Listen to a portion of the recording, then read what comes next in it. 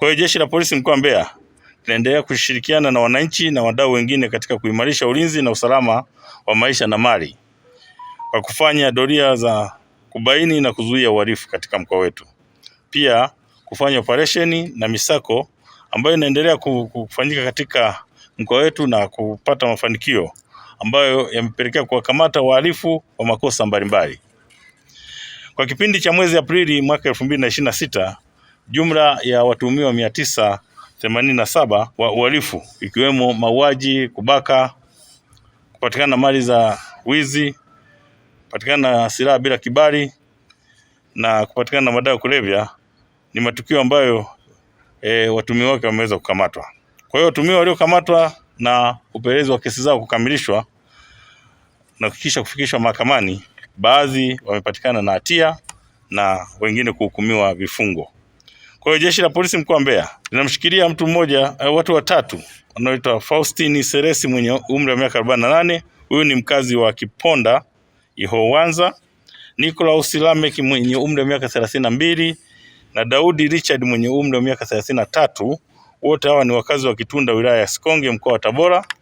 Hawa wanashikiliwa kwa tuhuma za kupatikana na silaha mbili aina ya gobore bila kuwa na kibali. Watuhumiwa walikamatwa kati ya Aprili 19 na 23 mwaka huu 2026 katika pori la akiba la Piti Rupa Tingatinga wilayani Chunya na eneo la Nyamakonge lililopo ndani ya hifadhi ya taifa ya Ruaha wilayani Mbarali katika mkoa huu wa Mbeya. Hawa walikutwa na hizo silaha.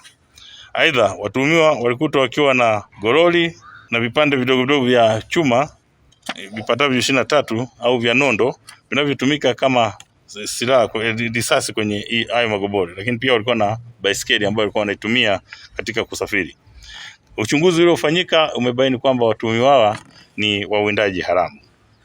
Wakati huo Jeshi la Polisi mkoa wa Mbeya linawashikilia watuhumiwa wengine 6 ambao ni Arthur Mwanza mwenye umri wa miaka 28, mkazi wa Mwanyanje, Ayubu Mwaisendo mwenye umri wa miaka 42, huyu ni mkazi wa Nyigamba, Masiki Mburu mwenye umri wa miaka 24, huyu ni mkazi wa Kibonde Maji, Isaya mwenye umri wa miaka 27, mkazi wa Kiwira, Amadeo Alexi mwenye umri wa miaka 42 na Amos Amadeo mwenye umri wa miaka 42. Wote hawa ni wakazi wa mtaa wa Mtakuja Mbarizi. Hawa wanashikiliwa kwa tuhuma za kujihusisha na matukio ya kuvunja majengo usiku na kuiba. Lakini baadhi yao pia wanajihusisha na ushushaji wa mizigo Mlima Nyoka kwenye magari ambayo yanasafirisha mizigo kutoka mkoa wetu wa Mbeya kwenda mikoa mingine ya jirani.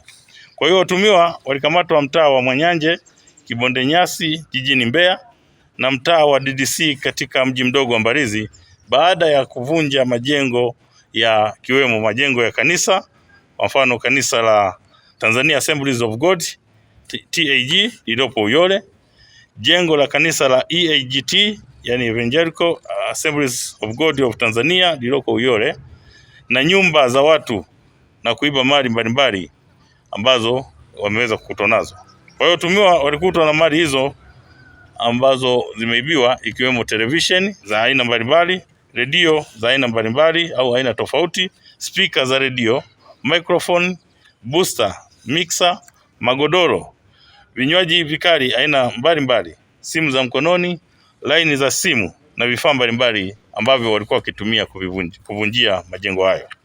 Sambamba na hayo, kwa kipindi cha mwezi Aprili mwaka 2026, jumla ya watuhumiwa 15 hawa walikamatwa wakiwa na dawa za kulevya aina ya bangi kilo 3.19 na watuhumiwa 15 walikamatwa wakiwa na pombe haramu ya gongo almaarufu gongo au pombe ya moshi lita 160. Watuhumiwa wengine 4 walikamatwa wakiwa na bidhaa za magendo, sukari, mafuta ya kupikia lita 220, mayai ya kuku ambayo yameingizwa kutoka nchi za Malawi au nchi jirani trei 14 bila kulipia ushuru, na haya yamepigwa marufuku yasiingizwe nchini. Kwa hiyo walikuwa wanakwepa ushuru na kuingiza katika nchi yetu.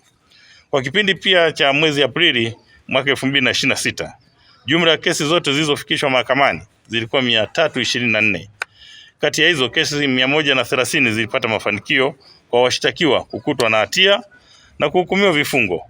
Aidha, kesi 164 hizi bado ziko katika hatua mbalimbali kule mahakamani zikiendelea kusikilizwa.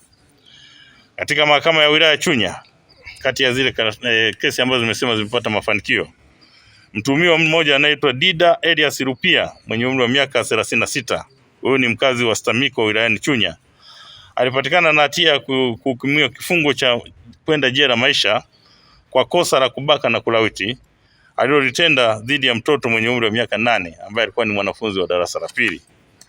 Hukumu hiyo ilitolewa na Mheshimiwa James Mhanuzi Aprili 30 mwaka 2026, na kabla ya hukumu hiyo kusomwa, mwendesha mashtaka wa serikali alieleza kuwa mtuhumiwa huyu alitenda kosa Februari 5 mwaka 2026 huko katika kijiji cha Stamiko baada ya kumvizia mtoto huyo akiwa anatoka kisimani kuchota maji, na ndipo alipoweza kumshika mkono na kumdanganya au kumlaghai kwamba yeye ni rafiki yake na mama yake, na kisha kumpeleka kwenye nyumba yake na kwenda kumtendea uhalifu huu au ukatili huu ambao nimeutaja wa kumlawiti pamoja na kumbaka.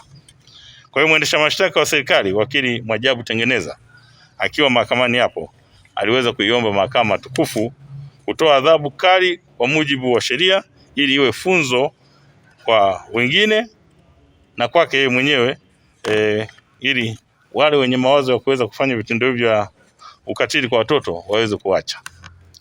Lakini pia Jeshi la Polisi mkoa wa Mbeya limeendelea na mikakati ya kuzuia na kudhibiti ajali barabarani kwa kuhakikisha kuwa madereva na watumiaji wengine wa barabara wanapata elimu ya usalama barabarani. Madereva wanaokiuka sheria za usalama barabarani wanakamatwa na kuchukuliwa sheria au hatua kwa mujibu wa sheria. Na kwa muktadha huo, kwa kipindi cha kuanzia mwezi Januari hadi Aprili mwaka 2026, jumla ya madereva 12 hao wameweza kufungiwa leseni zao za udereva kutokana na kusababisha ajali na kutenda makosa hatarishi ikiwemo mwendo kasi na kuyapita magari mengine katika maeneo hatarishi, yani long overtaking, na kuhatarisha usalama wao, abiria na watumiaji wengine wa barabara. Kwa hiyo kutokana na vitendo hivyo madereva hao 12 wamekwisha fungiwa leseni zao, na wengine bado tunaendelea kuwafuatilia wale wote ambao waheshimu sheria za usalama barabarani, na wao wakibainika hatua kali zitachukuliwa ili tuweze kuhakikisha kwamba ajali zinapungua, lakini pia watu wanaheshimu sheria za usalama barabarani. Jeshi la Polisi mkoa wa Mbeya linatoa wito kwa wananchi, kwanza kuendelea kutoa ushirikiano kwa kutoa taarifa za uhalifu na wahalifu kwa Jeshi la Polisi ili kuzuia na kutokomeza uhalifu huo katika jamii. Lakini pia linatoa rai kwa wananchi kuendelea kutoa ushirikiano kwa kufika mahakamani kutoa ushahidi ili mahakama iweze kusikiliza na kupokea ushahidi na kuwatia hatiani watuhumiwa kama ambavyo watuhumiwa ambao nimetaja wameweza kupatikana na hatia. Lakini mwisho, Jeshi la Polisi linatoa onyo kwa baadhi ya wananchi ambao wanaendelea kujihusisha na vitendo vya uhalifu kuacha mara moja, kwani uhalifu haulipi.